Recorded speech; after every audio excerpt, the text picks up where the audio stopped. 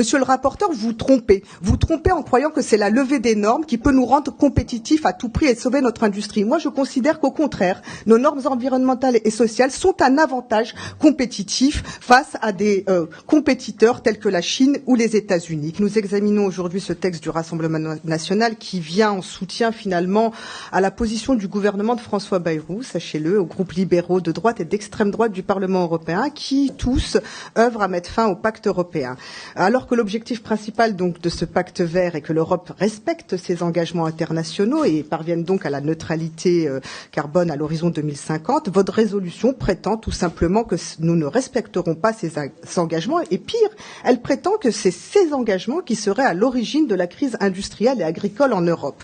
30 ans de politique industrielle livrée à la main invisible du marché, des délocalisations en subventions publiques par milliards d'euros dont l'essentiel est allé directement dans la poche des actionnaires, aucun protectionnisme ni fiscal, ni social, ni écologique. Et pour vous, le problème de la désindustrialisation serait ce pacte vert qui n'a été mis en place qu'en 2021 et dont certains règlements ne sont même pas encore entrés en vigueur.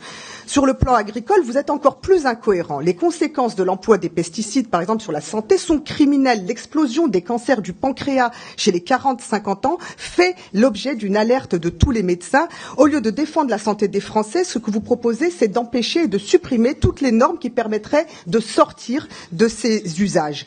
Parmi les textes concernés, donc, il y a la directive CSRD qui oblige les entreprises à publier des informations sur leur durabilité financière et environnementale. Il y a aussi la directive devoir de vigilance que nous avons voté ici à l'unanimité en 2023. Monsieur le rapporteur, vous trompez. Vous trompez en croyant que c'est la levée des normes qui peut nous rendre compétitifs à tout prix et sauver notre industrie. Moi, je considère qu'au contraire, nos normes environnementales et sociales sont un avantage compétitif face à des compétiteurs tels que la Chine ou les États-Unis. En plus de protéger les travailleurs, les habitants, les consommateurs, les écosystèmes, la régulation environnementale permet d'anticiper les risques et d'orienter les investissements vers des secteurs de la transition écologique. Alors oui, il faut planifier, il faut organiser la production pour répondre aux besoins et cela n'a pas été fait jusqu'à présent.